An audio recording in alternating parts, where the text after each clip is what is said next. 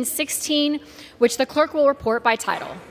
A bill to establish Department of Homeland Security funding restrictions on institutions of higher education that have a relationship with the Confucian Institutes and for other purposes.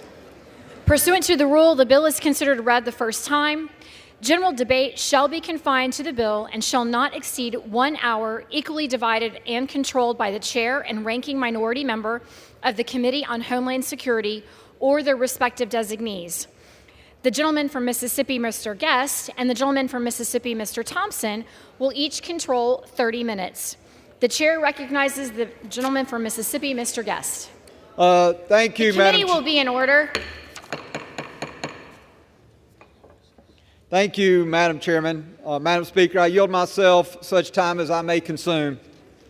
Today I rise in support of Congressman Pfluger's bill, H.R. 1516, the DHS Restrictions on Confucian Institutes and Chinese Entities of Concern Act. We all know that the Chinese Communist Party will stop at nothing to undermine the United States and our allies as they attempt to reshape the world order. Proving this point is the extent the CCP is willing to go to expand its intelligence and influence apparatus. In the past 2 years, we have seen the CCP fly a spy balloon across the continental United States. We have seen troves of data collected from CCP-aligned mobile applications. And recently, we learned of an aide to the governor of New York who acted covertly with her husband to advance the agenda of the CCP within the New York State Capitol. One of our nation's most glaring vulnerabilities is the CCP's attempt to influence our nation's educational system. It should concern every American that billions of dollars from the CCP are flowing into our K-12 classrooms and institutions of higher education. Originally established to promote Chinese language and culture, Confucian Institutes have increasingly come under scrutiny for their ability to influence and control the narrative around critical issues affecting our nation's interest. These organizations have helped the CCP advance its strategic goals and gain valuable intelligence on the United States. Congress has taken steps to address this issue, but more remains to be done. The legislation that we are here to debate today is a critical step in stopping the CCP's reach into the American educational system by prohibiting DHS dollars from going to institutes of higher education if these institutes maintain a relationship with a Confucian Institute or a Chinese entity of concern. H.R. 1516 is delivering on our promise to the American people that House Republicans will do everything in our power to counter the growing threat posed by the Chinese Communist Party. This bill protects American values by safeguarding our institutions, promoting transparency, and ensuring our academic environment remains a space for free and independent thought. I would also like to thank Congressman Pfluger for his work on this legislation, and I look forward to today's debate and encourage all my colleagues to vote in favor of this bill. With that, Madam Speaker, I reserve. The gentleman reserves. The gentleman from Mississippi, Mr. Thompson, is recognized. Thank you very much, Madam Chair. Madam Chair, I yield myself such time as I may consume. Without objection. Thank you very much. I rise in opposition to H.R. 1516. While I support the spirit of Mr. Pfluger's bill, which seeks to help address the threat posed by the People's Republic of China and the Chinese Communist Party, I cannot support this bill as it is presently written. H.R. 1516 is fatally flawed. This bill denies critical Homeland Security funding to U.S. universities, puts American students at risk, and harms our national security. H.R. 1516 would prohibit any DHS funding from going to any U.S. university that has any relationship with virtually any Chinese university. That means no FEMA funding, no disaster preparedness funding, and no terrorism prevention funding. In fact, this bill is so totally divorced from the very real concerns we all have when it comes to Chinese espionage and national security. In all likelihood, universities across this country will have to shut down student exchange programs, deny students study abroad opportunities, and stop hosting guest lectures, panel events, or sporting events with Chinese universities if this poorly written, overbroad bill becomes law. For example, under this bill, Colgate University and Mr. Williams of New York District would be prohibited from receiving FEMA grants simply because Colgate has a program that gives students an opportunity to get firsthand experience abroad while being hosted by a university in Shanghai. That same goes for Cal State Fullerton and my colleague Michelle Steele's district. Cal State Fullerton pioneered international partnerships with Chinese universities back in 1984 so that students could collaborate on educational and cultural exchanges. Because of these bilateral agreements with partner institutions in China, this bill would prohibit DHS from helping students or CHS Fullerton if an earthquake strikes Orange County. What about Niagara University, where Mr. Langworthy went to college? Niagara signed an exchange agreement for MBA students from the university in China, which is the world's second largest economy. Would Niagara University be prohibited from receiving FEMA grants if a major blizzard or flood sweeps through Niagara County? Under H.R. 1516, the answer is yes. SUNY Binghamton in Congressman Malinaro's district has an exchange program with a Chinese university so that SUNY Binghamton students can learn the Chinese language, a critical foreign language for the military and for business leaders. Because of that exchange program, SUNY Binghamton would be denied funding and contracts for something as basic as DHS renting a room to host a hiring event, or as serious as DHS preventing help responding to a flood. The same goes for Valdosta State University in Congressman Austin Scott's district. Since Valdosta State has a Chinese exchange program in urban planning and land resource management, it will lose any shot at DHS funding for research, hurricane preparedness, or terrorism prevention. Supporting this bill also means that the University of Iowa and Congresswoman Miller Meek's district would be cut off from DHS funding to help it prepare for a tornado or acts of violence just because Iowa has an informal requirement Chinese majors study abroad in China, and because Iowa has programs housed at the university in China. It also means that Hofstra University in Mr. D'Esposito's district would not be able to apply for FEMA grants because Hofstra has a dual degree program with Dongbei University of Finance and Economics in China. I go on listing how this bill, as it's written, could hurt universities and students in each of our districts. The bottom line is that this bill is not just absurd, it's cruel. H.R. 1516 is so poorly written that neither its author, Mr. Pfluger, nor Committee on Homeland Security's chairman, Mark Green, were able to answer even the most basic questions about the bill during our committee markup. Democratic members pointed out at markup that the definition of relationship, which triggers the funding prohibition in this bill, would incorporate all sorts of agreements, including students' exchange programs and other cultural programs that help American students. Mr. Pfluger, the bill's author, told members of our committee, quote, "The type of relationship is very important. You have rightly pointed that out. It is a monetary relationship," end quote. Well, That is not what the bill says. It says that any institution of higher education that, quote, has a relationship with a Confucius Institute or Chinese entity of concern is ineligible to receive any funds from the Department of Homeland Security, end quote. If the bill's sponsor meant monetary relationship, the word monetary would be in the definition. Then there's this overbroad term, Chinese entity of concern.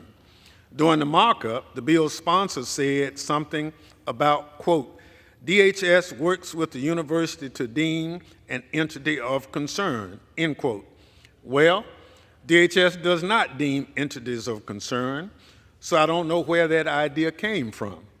Chairman Green tried to clean up the definition by saying, quote, as I understand it, by the definition, it would only be those with ties to the military, end quote. But once again, that is not what the bill says.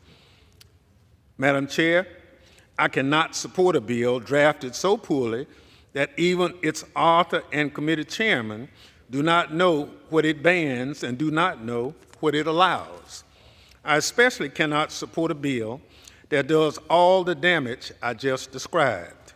And look, it's not just that this bill was poorly drafted, this bill has been mismanaged from the start. The bill's sponsor rejected bipartisan language agreed to by the Homeland Security Committee last Congress and reverted to the same bad language the committee had to fix in 2022. Then the committee chairman reported the wrong text out of the committee, and not a single Republican noticed for 9 months. That is why the bill on the union calendar is not the same one that the Rules Committee print under now consideration. Madam Chair, if we were voting on the language the Republicans actually reported out of committee, the language all of your staff probably read when the committee went to congress.gov, we would be having a different conversation. I oppose H.R. 1516 because it's a poorly written and mismanaged bill that demonstrates a lack of seriousness among Republicans when it comes to the bipartisan desire to address the threat posed by the People's Republic of China and the Chinese Communist Party. Madam Chair, I reserve the balance of my time.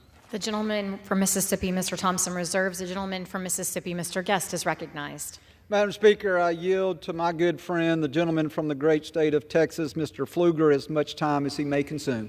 Gentleman from Texas is recognized. Thank you, Madam Speaker, and I thank the chair for bringing this bill to the floor, H.R. 1516, the DHS Restrictions on Confucius Institutes and Chinese Entities of Concern Act.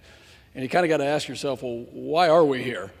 And I'll point back to last Congress in the 117th, where we had H.R. 7779, which was a bill that we actually worked together on in the Homeland Security under the chairman, my friend from Mississippi, but it was actually never brought to the floor.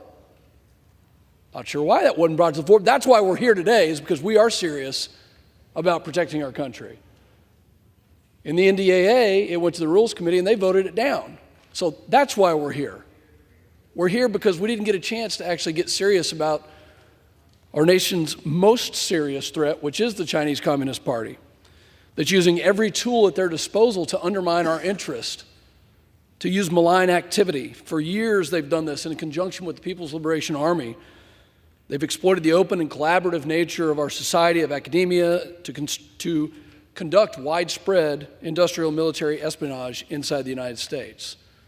Starting in 2004, various academic institutions across the country organized as Confucius Institutes as a way to promote Chinese language and culture, to support Chinese teaching internationally and facilitate cultural exchanges on campus. However, it quickly became apparent that these institutes were nothing more than a Trojan horse acting as an extension of the CCP's global influence apparatus. And these institutions and operations have allowed the CCP to develop and have an immense impact on the decisions made by academic institutions and enable individuals to spy for the CCP on activities across the country and promote the CCP's aggressive national strategy, most commonly known as the military-civil fusion, to help the People's Republic of China develop the most technologically advanced military in the world by 2049. Thankfully, our society has woken up to these dangers, and now we as Congress are taking steps to correct that course. In fiscal year 21, the National Defense Authorization Act prohibited DoD funding from going to institutions of higher education that host Confucius Institutes. And it is time for DHS to do the same. If DoD has done that, why are we treating DHS any different for their funding? We must make every effort to protect Americans' tax dollars from being used to fund the CCP's nefarious activities. The legislation we're discussing today, H.R. 1516, ensures that schools prioritize the security of their scientific research and technological development efforts above a paycheck from the CCP or entities affiliated with the PLA. Specifically, this legislation restricts DHS funding from going to universities who maintain relationships with entities connected to the CCP or support the People's Republic of China military-civil fusion program. This safeguards our American taxpayer dollars. It safeguards our society, and more importantly, this is a bill that guarantees that U.S. institutions are free from the CCP's malign influence, protects students and faculties who speak out, and think about the research papers that are written that actually tell the truth about what's going on inside mainland China. This protects those students to be able to have the ability to write those things. Many of my colleagues today might argue that this bill is not the same bill passed out of committee last Congress. They're correct. It's far stronger than last bill. And since the beginning of Congress, we've seen multiple instances of the dangers the CCP poses to the United States. In fact, we have a China Select Committee to just investigate those differences. The threat landscape has changed. Instead of a strategy of appeasement that's been offered by this administration, let's have a strategy of strength that deters action that would undermine our national security. I really don't understand the pushback on this for technical reasons. Get with the program and let's get behind the security of this United States. Think about the surveillance balloon that was flown across the continental United States. You know, we worked in good faith last Congress, and that bill was never brought to the floor. So this Congress, when the people have given us the responsibility for the security of this country, we're going to take action. There will be individuals who bring up the fact that there are only 5 known Confucius Institutes left in the United States and that they are no longer a threat. Untrue. The CCP has worked to rebrand their educational efforts and are operating in full force on college campuses across the United States. There's little to no transparency from universities in what type of assistance they receive from the PRC. And data collected by the Department of Education shows that universities in the United States have collected over $3.8 billion from entities connected to the PRC and the CCP. Some will argue that this bill is too restrictive. Well, according to GAO, the Secretary of Defense has never issued a waiver. It's never been necessary to issue a waiver. That's why we're taking a strong stance at this time with regards to DHS funding. We cannot allow any of these malign activities or actions to continue to undermine the United States. You're either going to take a step in support of the strength of the United States and push back on the CCP and rightfully identify that they want to undermine us in every single area, militarily, information-wise, diplomatically, and economically, or you're going to be on the side of somebody else's security. I know where I stand. I want to thank Chairman Green. I want to thank staff member, in particular, Chase Savage, who has done an amazing job of not letting this issue go and maintains a strong stance. Madam Speaker, thank you, and I yield back. Gentleman reserves. Madam Speaker, I reserve the balance of my time. Gentleman from Mississippi, Mr. Thompson, is recognized. Thank you very much, Madam Chair. This bill does not provide the Secretary of Homeland Security authority to issue a waiver from funding restrictions if it is in the interest of America's national security. Without this waiver, we just cannot get behind this bill. We need to allow the experts, those at DHS, to determine what is in the best interest of our national security. This waiver was part of this bill when it was reported out of committee last Congress and supported by Democrats. In its absence in this bill today is a fatal flaw. I now yield 3 minutes to the gentleman from Rhode Island to discuss better versions of this bill. The gentleman from Rhode Island is recognized for 3 minutes. Thank you, Madam Chair, and thank you to the ranking member. While the bill before us attempts to address a real and serious issue, I must oppose it in its current form because it is drafted in a way that is unnecessarily broad and would have a chilling effect on research and scholarship at American universities. Now, let's be clear. Intellectual property theft by the Chinese Communist Party is a serious problem that costs United States companies billions of dollars and threatens our national security. And we should be working together on a bipartisan basis to address this matter, as was done in the Homeland Security Committee in the 117th Congress under then-Chairman Thompson's leadership. But unlike the bill that passed through the committee last Congress, this bill before us today would essentially prohibit any collaboration between U.S. and Chinese universities, even when that collaboration has no national security or commercial significance. Think creative writing programs, history, anthropology, or life-saving cures for diseases, researching life-saving cures for diseases. Now, I know that is not the intent of this bill, and that is why the bill needs more work. Let me clarify. This bill uses a definition of Chinese entity of concern that is so broad that it would include any Chinese university or college that has a relationship with the Chinese government, which is basically all of them. So by definition, Chinese entity of concern in this bill is defined as virtually any university in China, and U.S. universities that collaborate with these Chinese universities, including on cultural exchange programs or engagements on subjects like history or creative writing, not related to national security, not related to U.S. commercial interests, would still be punished under this bill. Now, my colleagues on the other side might point out that the definition of Chinese entities of concern in this bill is the same as the bipartisan bill in the last Congress, and this is true. But, importantly, the version in the last Congress had a waiver provision to allow the Department of Homeland Security to provide exceptions to allow collaborations between American and Chinese universities that bear no risk to our country's security or commercial interests. Crucially, the version of the bill we are being presented with today has no waiver provision. By the way, my colleague, Mr. Pfluger, mentioned that a similar law is in effect for the Department of Defense. That is true, but guess what? That law has a waiver provision. This bill does not. In effect, any collaboration between American and Chinese universities would be prohibited under this bill with no possibility for exceptions. For this reason, at the appropriate time, I will offer a motion to recommit this bill back to committee so that it can be refined and improved to strike the right balance between protecting America from CCP surveillance and IP theft without stifling research and learning opportunities for American students that pose no threat.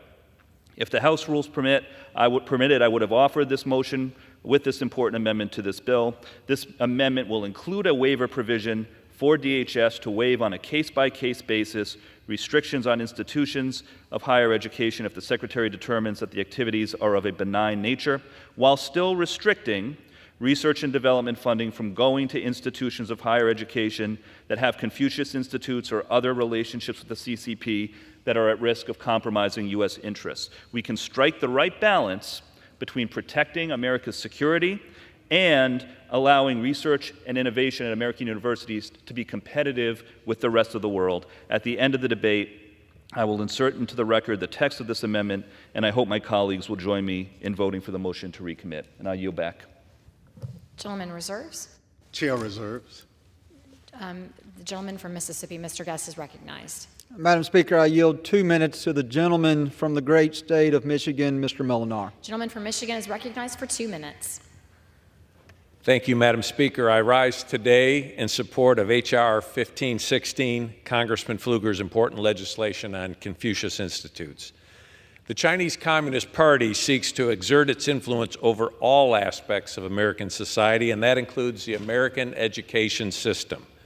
The CCP uses Confucius Institutes as a vehicle to promote a distorted picture of China and provide American universities with a financial incentive to stay on the party's good graces.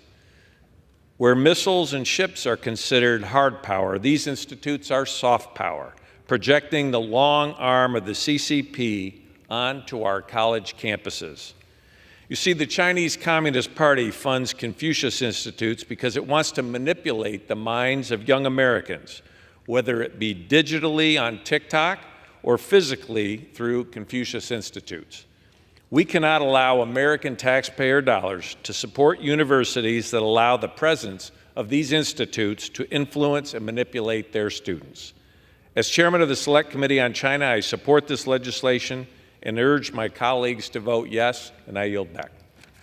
Gentleman yields. Gentleman reserves. Reserve. Gentleman from Mississippi, Mr. Thompson, is recognized. Madam Chair, I reserve. Gentleman reserves. Gentleman from Mississippi, Mr. Guest, is recognized.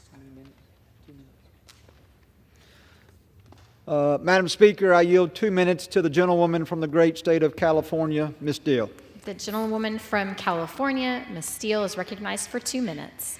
Thank you, Madam Speaker. We must do more to reduce communist Chinese influence in this country. This bill would withhold funding from universities who partner with the Confucius Institutes and other entities which spread Chinese Communist Party propaganda in our university campuses. Evidence of CCP's influence is everywhere. They're brainwashing our students, they hijack our medical supply chains, and they flood our communities with fentanyl. In addition to deadly drugs, China is also exporting communism. Our colleges must block this national security threat by cutting remaining ties to the CCP. If they don't, Congress can ensure accountability by passing this bill and blocking their federal funding. The Senate must also pass my Deterrent Act, which passed this body, and adds much-needed transparency to foreign donations and accountability for our colleges and universities. Such a law would hold schools like UC Berkeley accountable for failing to disclose with the Chinese government that they brought $220 million deal, and this campus brought Chinese researchers on our sensitive Berkeley Research Center. We must not allow CCP to infiltrate our students and campuses. We have to stop this. I really support this bill, and I yield back. Thank you. Gentleman reserves. Reserve. Gentleman from Mississippi, Mr. Thompson, is recognized. Thank you very much, Madam Chair. Madam Chair, this bill does not ban China from influencing our institutions of higher education. It just makes universities choose between relationships with Chinese universities and the Department of Homeland Security funding. This bill will not stop China's practice of exploiting the open and collaborative nature of American academia to conduct industrial and military espionage. I know that this is something that the sponsor of this bill, Mr. Pfluger, cares about, because those are his words. Unfortunately, this bill does not get us there. Mr. Chair, I reserve the balance of my time. The gentleman reserves. The chair recognizes Mr. Guest. Mr. Speaker, I yield to the gentleman from the great state of Washington, Mr. Newhouse, as much time as he may consume. The gentleman is recognized. I want to thank Mr. Guest for yielding. Mr. Speaker, it's no secret to anyone in this room that the CCP is working around the clock to infiltrate and influence our institutions. In their attempts to undermine our economy and our livelihoods, they have made a concerted effort to target young Americans. For years, agents of the CCP and the People's Liberation Army have executed a strategy to influence our students in college, a time when many young Americans form political ideologies, and they also learn about the laws of the world and how we all interact in it. For many of these students, the CCP is there with a hand on the wheel that drives thinking in their favor and against the United States. I want to applaud my colleague, Mr. Pfluger, for his leadership on this issue. Prohibiting DHS funds from going to universities with Confucius Institutes and ties to the CCP is a huge step in loosening the CCP's grip on American institutions. Our universities must be held accountable for their associations and any tie to the CCP or the PLA, and they must not be rewarded with federal investment. Our positions on the CCP is clear, and we are doing what it takes to protect our students and our future. Now, yield back, Mr. Speaker. Yields. I reserve. The gentleman from Mississippi reserves. The gentleman from Mississippi, Mr. Thompson, is recognized. Thank you very much. If the gentleman from Mississippi is prepared to close, I am. We are prepared to close as well. We have no more speakers. Mr. Thompson, you're recognized. Thank you very much, Mr. Chair. Mr. Chair, I yield myself the balance of the time. Mr. Chair, we should not be on the floor today on this fatally flawed bill. Congressional Democrats recognize the threats posed by China and the Chinese Communist Party. In fact, we worked with Republicans last Congress to craft a bipartisan bill on this very issue. But instead, today, House Republicans have decided to reject their own past work and try to make up for their do-nothing Congress with this absurd and extreme measure rammed through just ahead of an election despite multiple procedural and policy errors. Governing by theme without any thought to very real negative outcomes in no way makes policy. This bill would deny all Department of Homeland Security funds to all U.S. colleges and universities with any relationship whatsoever to practically any Chinese university. This bill's author and my Homeland Security Republican colleagues did no fact-finding. They could not answer questions about the bill during markup, and they repeatedly said the bill does not do things that the bill says it does. If this bill's author doesn't know what the bill does, then how can he expect it to become law? The whole thing is a cruel disservice to American universities, academics, and students. It puts them in DHS in horrible positions. In addition to forcing American colleges and universities with any relationship with any Chinese university to choose between that relationship and DH funds for disaster relief or terrorism prevention, this bill does not provide the Secretary of Homeland Security with any strategic flexibility to waive the funding prohibition when it's in the national security interests of the United States. This House previously granted the Secretary of Defense a similar waiver on a bipartisan basis, but congressional Republicans do not think the Homeland Security Secretary should be given the same authority. Mr. Chair, the Committee on Homeland Security has not produced a single law this Congress. In contrast to a proud record of bipartisan cooperation and legislating over the last 20 years, House Republicans has turned our committee, which I have served from its beginning, into a partisan press release factory and make the homeland more secure. I repeat, we've not passed or produced a single law this Congress. H.R. 1516 is another sad example of the extreme MAGA Republican failure to deliver for the American people.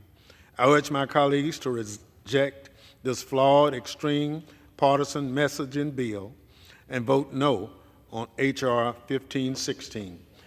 Mr. Chair, I reserve the balance of my time. I yield.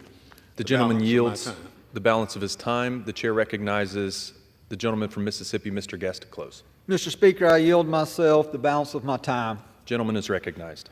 Today we heard varying opinions on what our nation must do to secure our universities from the CCP's malign influence. H.R. 1516 is one of the strongest bills the House has considered to counter the threats posed by the CCP on our educational system. This legislation safeguards taxpayers' hard-earned dollars from going to our nation's top adversary. It undermines the CCP's influence apparatus that has been used to sway public opinion and protects the critical research and development taking place at our universities across the country. To those that claim that this bill will do more harm than good, or that this bill is overly broad, I disagree with those assertions and argue that this bill will instead send a clear message to the CCP that their interference will not be tolerated on our college campuses. I hope that we have a strong bipartisan vote today to demonstrate that we can work together in addressing threats from America's greatest adversary. I would like to again thank Congressman Pfluger for offering this bill. With that, I yield back the balance of my time. The gentleman yields back the balance of his time. All time for general debate has expired. Pursuant to the rule, the bill should be considered for amendment under the 5-minute rule.